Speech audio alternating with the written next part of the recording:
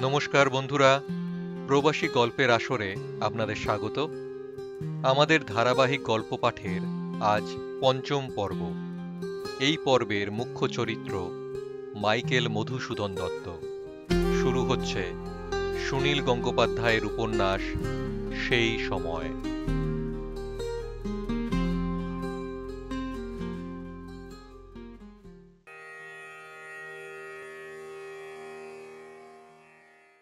মধু ঝট করে গায়ের কোটখানা খুলে নিয়ে ছুঁড়ে ফেলে দিল মাটিতে। তারপর দেওয়াল সংলগ্ন একটি কাঠের আলমারির পাল্লা খুলে গৌরকে জিজ্ঞেস করলো, এবার কোন পোশাকটি পরি বলতো। আলমারিতে অন্তত ২০-২৫ রকমের কোট ঝুলছে, বিভিন্ন বর্ণ ও গড়নের। অনেক দোকানেও এক মাপের এত রকমারি কোট দেখা যায় না। আলমারিটা রঙের শোভায় ঝলমল করছে। বেনি জিজ্ঞেস করলো, এখন আবার কোট পরবি? তুই কি কোথাও যাবি নাকি এক্ষুনি? মধু বলল, না, কোথাও যাব না। তোরা এসেছিস তাতেই আমার সুখ হয়েছে। তাহলে কোট পরবি কেন? তবে কি বর্বরের মতন খালি গায়ে বসে থাকবো? নিজেই তো আগের কোট খুলে ফেললি। আহ, বেশিক্ষণ এক পোশাক পরে থাকা ডিসগাস্টিং। তোরা কি করে পারিস? রং বদলালেই মুড বদলায়। কোনটা পরবো বল, গৌর? তোর যেটা খুশি। তুই পছন্দ করে দিবি না? এই সোনালিটা, এটা তোর পছন্দ? যদিও মধু শুধু গৌরেরই মতামত চায়, তবু বেনি মাঝে মাঝে কথা না বলে পারে না। বেনির সঙ্গে মধুর খানিকটা রেষারেষি আছে। ক্লাসে প্রায় টক্কর লেগে যায়। বেনি নিজেও বেশ বড় মানুষের ছেলে, কিন্তু তার বাবার কৃপণ হিসাবে খ্যাতি আছে। মধুর মতন বেনি পয়সা ওড়াবার আরাম পায় না। বেনি বলল, এই দুপুরবেলা সোনালি কোট, বাবা, কি রুচি তোর মধু। মধু বলল, তোর রুচির সঙ্গে আমার রুচি কোনোদিনই মিলবে না বেনি। I love to see those clouds of golden dye float graceful over yon blue expanse. আকাশের দিকে চোখ চেয়ে দেখ, কেমন গোল্ডেন কালার হয়েছে। বেনি জানলা দিয়ে বাইরে তাকিয়ে বলল, কোথায় বাবা গোল্ডেন কালার? এ তো কোন নগরের কালো মেঘ আকাশ ছাইছে, বিকেলে ঝড় বৃষ্টি হবে। বঙ্কু বলল, কবিরা অমন অনেক কিছু দেখে। কোটটা গায়ে দিয়ে মধু সগর্বে মঞ্চ অভিনেতার মতো পায়চারি করতে লাগলো। নেশার জন্য তার চোখ দুটি অত্যুজ্জ্বল, মুখখানাও চকচক করছে। অন্য দিনের চেয়েও আজ তাকে বেশি অস্থির দেখাচ্ছে। বেনি বলল, অত ছটফটাচ্ছিস কেন মধু? একটু বস না স্থির হয়ে। অভিনেতার ভঙ্গিতেই মধু হাসল হা হা করে। রিচার্ডসন সাহেব হ্যামলেট পড়াবার সময় যেমন থুতনিটা উঁচু করে কথা বলেন, ঠিক সেই রকম মুখ করে মধু বলল, আমি স্থির হতে পারি না, পারি না, পারি না। I am like the earth, revolving ever round the self same sun boy. এই তোরা খাচ্ছিস না কেন? গেলাস সব ভর্তি। নে নে, এই বঙ্কু, এই ভোলা। গঙ্গানারায়ণ মধুর পেড়াপেড়িতে ব্র্যান্ডি ভর্তি গেলাস হাতে নিয়ে চুপ করে বসে আছে। একবারও ওষ্ঠে ছোঁয়ায়নি। অন্যরা সবাই একটু একটু করে পান করছে। একজন বাবুর্চি ২ প্লেট ভর্তি কাবাব নিয়ে এলো। খুব নরম, এখনো ধোঁয়া বেরোচ্ছে। মধু ২ কাঁচ ঝাঁকিয়ে বলল, আহ, মাই ফেভারিট। তোরা এটা টেস্ট করে দেখ। কচি বাছুরের মাংস, only 3 months old, delicious. Ganganarayan শিউরে উঠল। হঠাৎ একটা দৃশ্য মনে পড়ে গেল তার। তাদের বাড়ির পেছনে গোয়াল ঘর আছে। কিছুদিন আগেই সেখানে একটি গাভী প্রসব করেছে। জন্মাবার পরই বাছুরটা তিরিং তিরিং করে লাফাতে লাগলো, আর একটু পরেই ছুটে গেল পুকুর ধারে। সে এক আশ্চর্য ব্যাপার।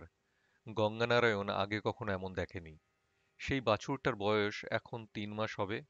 সাদা ধবধবে গা, টানা টানা চোখ, গভীর কালো। ঠিক মনে হয় যেন কাজল পরানো দেখলেই আদর করতে ইচ্ছে করে। সেই রকমই একটা বাছুরের মাংসের কাবাব দেখে মধু আহ্লাদ করছে। অন্যরা সবাই খানিকটা করে কাবাব তুলে নিল। বেনি সবচেয়ে প্রথমে অনেকখানি একসঙ্গে পুরে দিল মুখে, আর সঙ্গে সঙ্গে লাফিয়ে উঠল আসন থেকে। মুখে হাত চাপা দিয়ে আ ফু ফু ফু শব্দ করতে লাগলো। অসম্ভব গরম মাংস। সে গিলতেও পারছে না, ফেলতেও পারছে না। সবাই হেসে উঠল। বেনি সামলে নিয়ে ঢোক গিলে বলল, সত্যিই ডিলিশিয়াস, কি নরম। গৌর জিজ্ঞেস করল, তোর বাবা বাড়িতেই বিফ অ্যালাউ করেন মধু? মধু বলল, এ বাড়িতে আমি যা চাইবো তাই চলবে। বঙ্কু বলল, মধুর বিয়েতে আমরা দারুণ কাণ্ড করব। বাইনাচ লাগাবি তো, মধু? মধু বলল, বাইনাচ দেখতে চাস যেদিন খুশি লাগাতে পারি, কিন্তু সেজন্য বিয়ে করার দরকার কি? বিয়ে আমি এখন কিছুতেই করব না। বঙ্কু বলল, আরে রাখ রাখ, ওরকম কথা সবাই বলে। তোর বাবা যখন স্থির করেছেন। মধু বলল, বললুম না, আমার বাবার বাপের সাধ্য নেই আমার উপর জোর করে।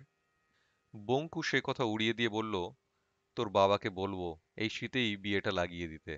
একটা বজরা ভাড়া নিয়ে ফুর্তি করব কদিন। কমলা বলে একটা মেয়ে চমৎকার নাচে, তাকে আনবো। কমলার নাম করে বঙ্কু আর চোখে তাকালো গঙ্গানারায়ণের দিকে।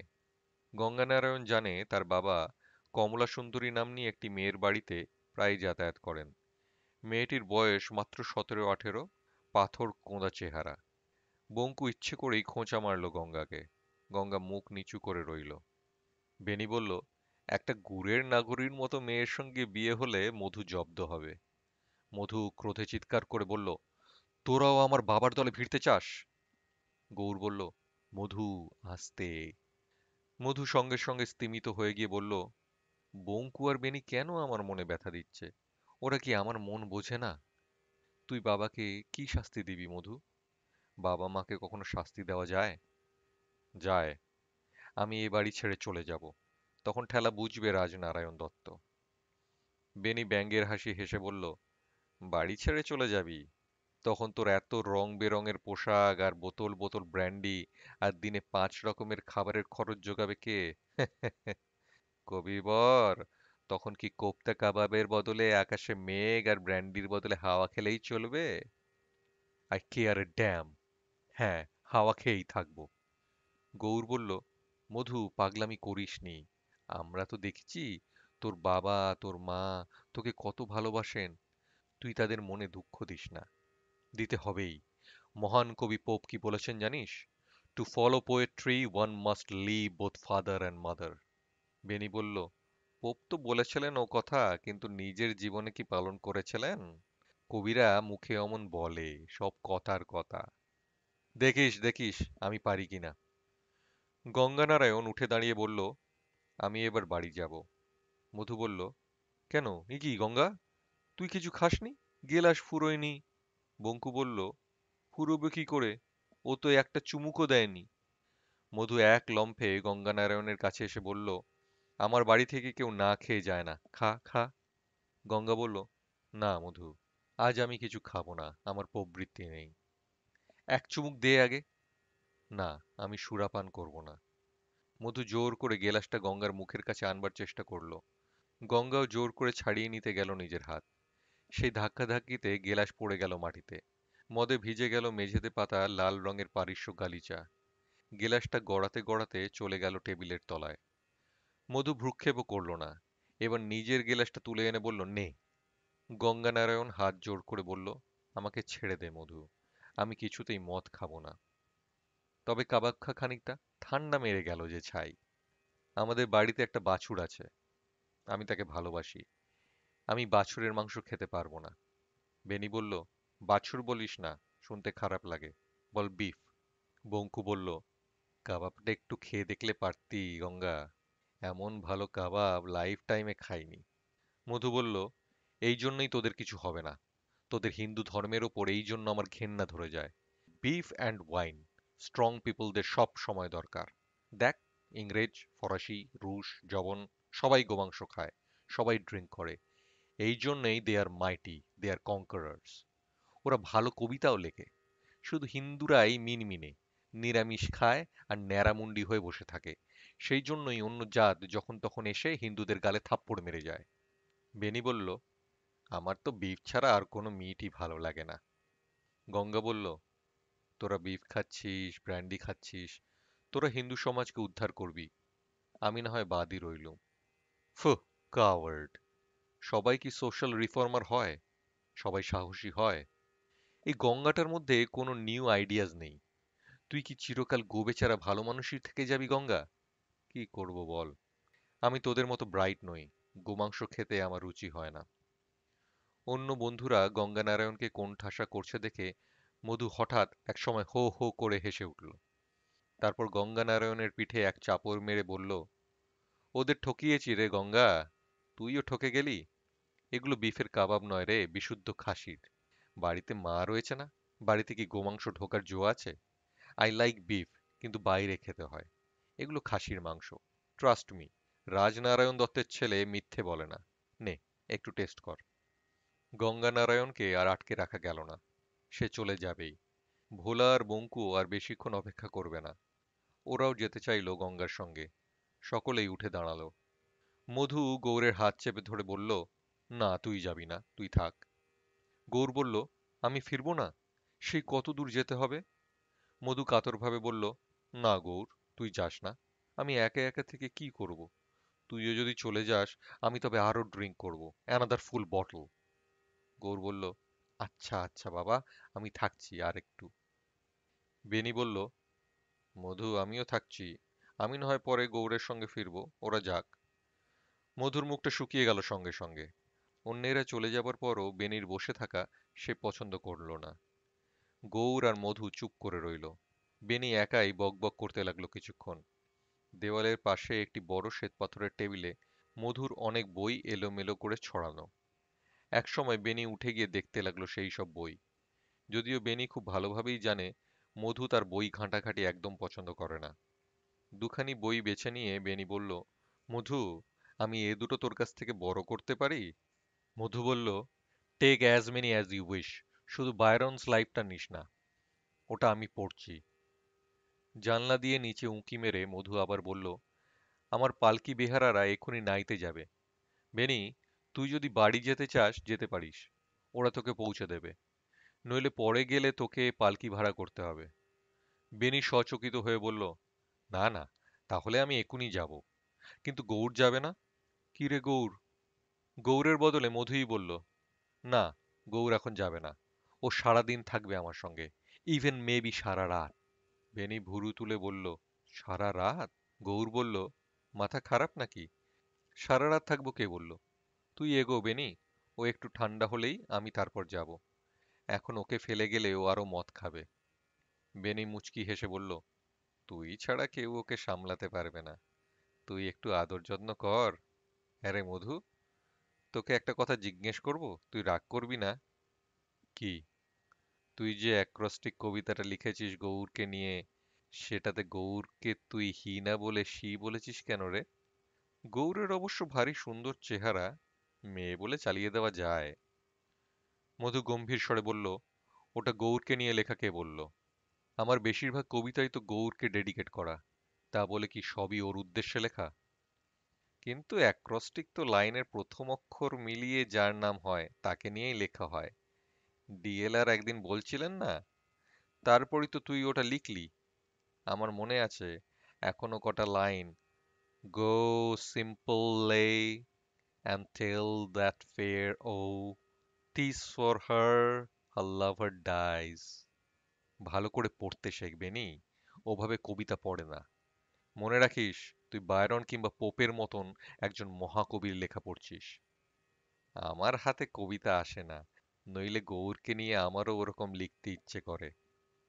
বেহারারা নাইতে চলে গেলে পরে কিন্তু ওদের ডেকে ডেকে আর পাওয়া যাবে না। না না, আমি যাচ্ছি যাচ্ছি।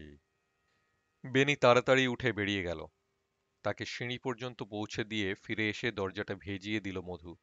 ভুরু থেকে বিরক্তি উধাও করে সে বলল, কৃপণের বেটা কৃপণ, পালকি ভাড়া দিতে হবে শুনেই পালালো। Good revenge. গৌর আরক্ত মুখে নত নেত্র হয়ে বসে আছে। মধু ছুটে এসে তাকে জড়িয়ে ধরে ফটাফট চুমু দিতে দিতে বলল, এবার শুধু তুই আর আমি আর তুই, গৌর আর মধু, মধু আর গৌর, বড় আনন্দ। গৌর নিজেকে অতি কষ্টে ছাড়িয়ে নিয়ে বলল, তুই কি পাগলামি করিস মধু? সকলের সামনে আমায় এমন লজ্জায় ফেলিস। মধু বলল, কিসের লজ্জা? I am passionately fond of your company, as I am of you. Beni কিরকম বিশ্রীভাবে কথা বলে। Beni be damned. না মধু, তুই মাত্রা ছাড়িয়ে যাচ্ছিস। আজকাল তুই অন্যের কোনো কথা শুনিস না, শুধু তোর কথা শুনি। তুই এমন ছেলেমি করলে আমিও আর কখনো আসবো না। ও কথা বলিসনি গৌর, ও কথা বলিসনি। তোকে না দেখে আমি থাকতে পারবো না। এই জন্যই কি সম্প্রতি তুই আমাকে অ্যাভয়েড করিস? আমাদের আরো কত বন্ধু আছে, তুই আর কারো নামে কবিতা ডেডিকেট করিস না। শুধু আমার নামে করিস কেন? বেশ করি। আমার শুধু তোকেই ভালো লাগে। তোর জন্য আমি কি এনে রেখেছি দেখ। টেবিলের ওই টানাটা খোল। আবার কি এনেছিস? মধু নিজেই টেবিলের ড্রয়ার খুলে ফেলল হ্যাচকা টানে। তার মধ্যে রয়েছে দুটি সুদৃশ্য প্রসাধন সামগ্রীর বোতল। মধু সে দুটি তুলে নিয়ে বলল, এই দেখ, সবচেয়ে বড় ফরাসি কোম্পানির পমেটম। আর এটা ল্যাভেন্ডার। তুই আবার এসব আনিয়েছিস আমার জন্য? তুই সেদিন বলছিলিস না তুই ল্যাভেন্ডার খুব ভালোবাসিস? সে তো কথার কথা। ল্যাভেন্ডারটা অতি কষ্টে জোগাড় করেছি, সব সময় পাওয়া যায় না। তুই আমার জন্য কত খরচ করবি মধু? এই তো সেদিন ফরগেট মি নট পাঠালি। Still you forget me. খরচের কথা কেন বলছিস গৌর? তোর জন্য আমি সর্বস্ব দিতে পারি। তোর একটা ছবি আমি আমার কাছে রাখতে চাই। সে ছবি গড়াবার জন্য যদি আমার সব জামা কাপড় বিক্রি করে দিতেও হয়, তাতেও আমি রাজি। দু হাত ছড়িয়ে চোখ বুজে মধু আবেগের সঙ্গে বলল, all kind to this fond arms of mine, come and let me no longer sigh. বেনি স্টুপিডটা ঠিকই ধরেছে। এই অ্যাক্রোস্টিকটা তোকে নিয়েই লেখা। মধু আলিঙ্গনের জন্য এগিয়ে আসতেই গৌর টেবিলের অন্যদিকে চলে গিয়ে প্রসঙ্গ ঘোরাবার চেষ্টা করে বলল, তুই কি আর সত্যিই কলেজ যাবি না মধু? মধু বলল, রিচার্ডসন যদি আবার পড়াতে আসেন তবে ভেবে দেখতে পারি। পড়াশুনো মানে কি শুধু কাব্যপাঠ? তুই অঙ্কের ক্লাসে যাস না অনেকদিন। অঙ্ক আমি ঘৃণা করি। অঙ্ক শিখে কি হবে? অঙ্ক তো যে সে শিখতে পারে। আমি পোয়েট। আমার অঙ্ক নিয়ে মাথা ঘামাবার দরকার নেই। শেক্সপিয়ার ইচ্ছে করলেই নিউটন হতে পারতেন, কিন্তু নিউটনের সাধ্য ছিল না শেক্সপিয়ার হওয়ার। আর বাংলা ক্লাসে যাওয়া তো একেবারে ছেড়েই দিয়েছিস। ওই চাকর বাকরদের ল্যাঙ্গুয়েজ শিখে আমি সময় নষ্ট করব বলতে চাস? ফাই আপন ইট। আমরা বাড়িতে এখনো বেঙ্গলিতে কথা বলি। শুধু চাকর বাকরদের ল্যাঙ্গুয়েজ বলছিস কেন? কথা বলার জন্য ল্যাঙ্গুয়েজ শিখতে হয় না। মুটে মজুরও কথা বলে। হেয়ার সাহেব বলেছিলেন, যারা বেঙ্গলি শিখবে না তাদের পরীক্ষায় বসতে দেওয়া হবে না। আমি পরীক্ষা গ্রাহ্য করি না। আর হেয়ার সাহেব, বাদ দে বাদ দে। মাগুর মাছের ঝোল আর ঝিঙে পোস্ত খেয়ে হেয়ার সাহেব তো এখন পুরোপুরি ভেঁতো হিঁদু হয়ে গেছে। হেয়ার সাহেব আমার নমস্য। ওর কথাতেই আজকাল আমি বাংলায় মন দিয়েছি। ওই ল্যাঙ্গুয়েজ আর কতটুকু শেখার আছে রে? ওতে আছে কি? যে ভাষায় কবিতা লেখা যায় না, সেটা আবার একটা ভাষা? ভরতচন্দ্র তো বেঙ্গলিতেই লিখেছেন। আজকাল ঈশ্বরগুপ্ত লিখছে। ভরতচন্দ্র আবার কবি? বায়রন ওয়ার্ডসওয়ার্থের পায়ের নখের যোগ্য নয়। আর ওই ঈশ্বরগুপ্তের মতন পদ্য আমি যখন তখন লিখতে পারি। তুই বেঙ্গলিতে কবিতা লিখতে পারিস? লিখে দেখা তো। এক্ষুনি লিখে দেখাচ্ছি। কাগজ কলম নে। আমি লিখব? আমি বলছি তুই লিখে যা। বেঙ্গলির স্পেলিংগুলো আমার মনে থাকে না। ওই রেফ আর র ফলা আর যুক্তাক্ষর, বীভৎস ল্যাঙ্গুয়েজ। ওই ল্যাঙ্গুয়েজ নিজের হাতে লিখতে লিখতে আমার ঘেন্না হয়। তুই তো একটা মেয়ে। তুই বেঙ্গলি ভালোবাসিস। এই মধু, আমি বেঙ্গলি ভালোবাসি না, তবু তোকে ভালোবাসি গৌর। তুই লেখ, আমি বলে যাচ্ছি। কি নিয়ে লিখবো বল? পাহাড়, সমুদ্র, সুন্দর রমণী? বাঙালিদের মধ্যে আবার সুন্দর কোথায়? মেঘ করেছে। আচ্ছা, বর্ষাকাল নিয়ে লেখা যাক। পেছনে হাত দিয়ে পায়চারি করতে করতে হঠাৎ মধু মুখ তুলে বলল, লেখ, গম্ভীর গর্জন সদা করে জলধর, উদ্বিল নদ নদী। গৌর বলল, উদ্বিল? তার মানে কি? মানে নেই বুঝি? তাহলে লেখ, উথলিল। উথলিল নদ নদী ধরণী উপর। মিলছে? জলধর আর উপর ঠিক মেলেনি? তোদের বাংলায় তো আবার মিল ছাড়া পদ্য হয় না। এর পরের লাইন, রমণী রমণ লয়ে সুখে কেলি করে। গৌর জিজ্ঞেস করল, রমণ লয়ে তার মানে? রমণীরা কার সঙ্গে সুখে কেলি করবে? কেন, রমণের সঙ্গে। রমণ কে? ওহো, তুই বুঝি ভেবেছিস রমণীর ম্যাসকুলিন রমণ? তা নয়। ঠিক আছে, পরের লাইন মিলিয়ে দিচ্ছি। রমণী রমণ লয়ে সুখে কেলি করে, দানাবাদী দেবযক্ষ সুখিত অন্তরে। সুখিত? সুখিত কথাটা হয়? কেন হবে না? আমি মধুসূদন দত্ত বলছি, হয়। দুঃখিত যদি হয়, তাহলে সুখিত হবে না কেন? আচ্ছা, মানলুম। এখানেই শেষ? না, আরো আছে। লেখ, সমীরণ ঘন ঘন ঝনঝন রব, বরুণ প্রবল দেখি প্রবল প্রবল প্রবল প্রতাপ। মিলল না। মেলেনি। প্রবল প্রবল। আচ্ছা লেখ, প্রবল প্রভাব। বরুণ প্রবল দেখি প্রবল প্রভাব। হ্যাঁ, তারপর? আচ্ছা, স্বাধীন বানান কি রে? দন্তেশ্বয় এ বফলা আকার। বফলা আছে? ওই ফলাগুলি নিয়েও আর এক ঝামেলা। শোন, ওই বফলা দিতে হবে না, শুধু স দিয়ে লেখ। স্বাধীন? হ্যাঁ। দূর, তা আবার হয় নাকি? স্বাধীন কথাটার কোনো মানে আছে? তুই লেখ না। এখানে বফলা দিলে চলবে না, কারণ আছে। শুধু স দিয়ে লেখ। স্বাধীন হইয়া পাছে পরাধীন হয়, কলহ করয়ে কোনো মতে শান্ত নয়। ব্যাস, শেষ। কবিতার কি মানে হলো? মানে হলো না? তোর ওই ঈশ্বরগুপ্তের চেয়ে ভালো হয়েছে। আমি যা লিখবো তাই ভালো হবে। কবিতাটা 8 লাইন হয়েছে তো ঠিক? এবার তুই সবটা একসঙ্গে পড়, আর প্রত্যেক লাইনের প্রথম অক্ষর জুড়ে দেখ কি হয়। গৌর মাথা নিচু করে কবিতাটা পড়ল, আর সঙ্গে সঙ্গে তার ফর্সা মুখটা রাঙা হয়ে গেল। মুখ তুলে সে বলল, আবার? তোকে নিয়ে আর পারি না। মধু হাসতে হাসতে বলল, গৌর দাস বসাক, ঠিক হয়েছে কিনা? বাংলাতেও আমি একটা অ্যাক্রোস্টিক লিখে দেখিয়ে দিলুম। বেনিকে বলিস এটাও অ্যাক্রোস্টিক। এটারও সব লাইনের প্রথম অক্ষর নিয়ে তোর নাম হয়। কিন্তু এটা তোকে নিয়ে লেখা নয়, বর্ষাকাল নিয়ে লেখা। ইচ্ছে করলে আমি সব পারি, বুঝলি? তবে তোদের এই ডার্টি ল্যাঙ্গুয়েজের কোনো বই আমার ছুঁতেও ইচ্ছে করে না।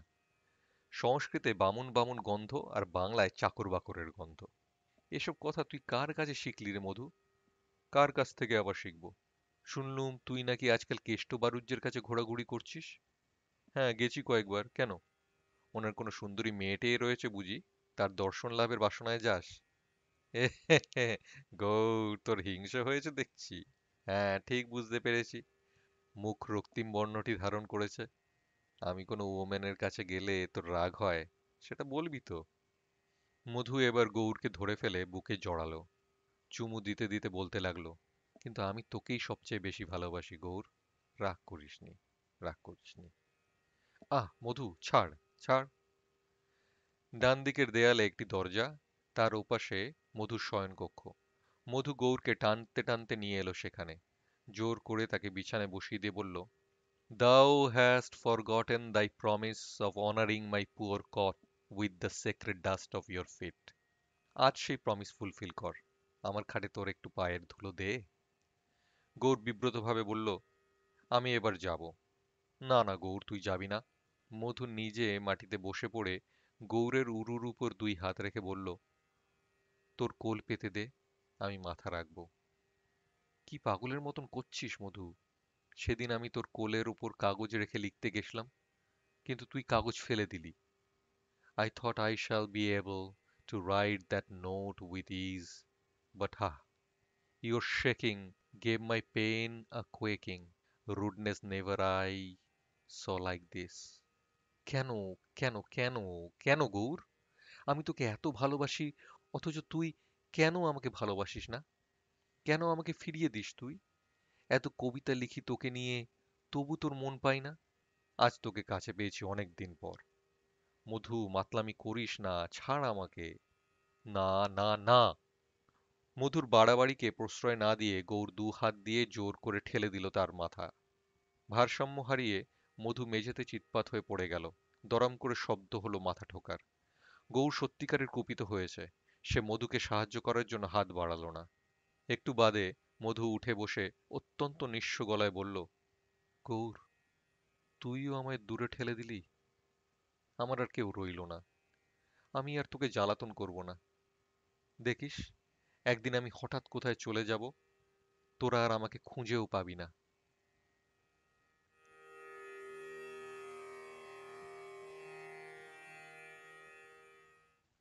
আপনারা শুনছিলেন সুনীল গঙ্গোপাধ্যায়ের অমর সৃষ্টি উপন্যাস সেই সময়। এই ধারাবাহিকের পরবর্তী পর্ব নিয়ে খুব শীঘ্রই হাজির হব আমরা। আমাদের এই প্রচেষ্টা আপনাদের কেমন লাগছে তা অবশ্যই জানাবেন।